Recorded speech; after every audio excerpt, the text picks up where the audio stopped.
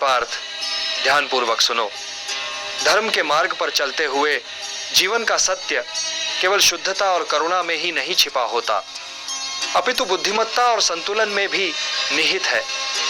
मनुष्य यदि अत्यधिक ईमानदार बनकर संसार में विचरण करता है तो वह स्वयं अपने ही गुणों के कारण आघात प्राप्त करता है।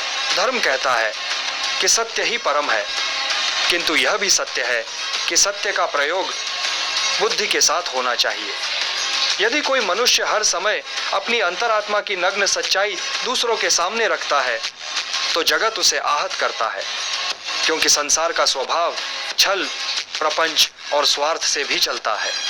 यदि तू केवल ईमानदारी में अंधा होकर हर बात को वैसे ही कह देगा जैसे है, तो असत्य में जीने वाला समाज तुझे दंड देगा, तेरा शोषण करेगा और तुझे ही दुर्बल सिद्ध करेगा।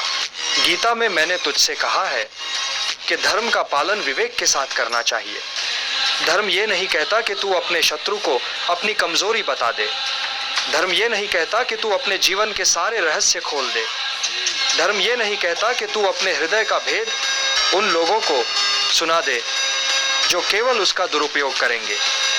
धर्म कहता है कि सत्य का पालन कर, परंतु उसके साथ विवेक और मर्यादा भी रख। तू देख, अग्नि कितनी पवित्र है, परंतु यदि अग्नि को बिना पात्र के सबके बीच रख दिया जाए तो वही अग्नि विनाश कर देती है। उसी प्रकार ईमानदारी भी है। जब वह मर्यादा में रहती है, बुद्धि से युक्त रहती है, तो वह धर्म की रक्षा करती है, परंतु यदि वह अति हो जाए तो मनुष्य का पतन करती है। स्मरण रख, धर्म का एक अंग है युक्त आचरण। युक्त आचरण का अर्थ है संयमित आचरण। जैसे युद्ध भूमि में तू अपने अस्त्र शस्त्र सबको दिखाकर न खड़ा हो सकता है और न ही तू अपने हृदय का सारा संशय सबके सामने प्रकट कर सकता है। तू जिसे प्रकट करेगा वही तेरी दुर्बलता का कारण बनेगा। इसलिए हे पार्थ, जीवन में इतना ईमानदार मत बन कि तेरा धर्म भी तुझे रक्षा न कर पाए।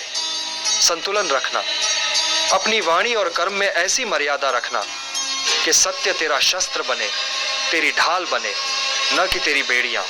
यह संसार विविध प्रवृत्तियों से बना है। यहाँ सज्जन भी हैं और दुष्ट भी।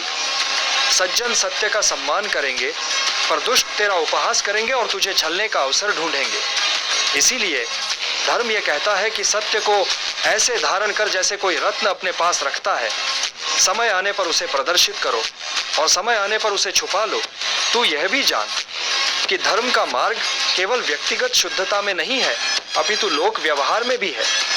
यदि तू किसी दुष्ट के सामने अत्यधिक ईमानदार हो जाएगा तो तू अधर्म को बल देगा, क्योंकि तेरी ईमानदारी उसका शस्त्र बन जाएगी। यह भी अधर्म होगा।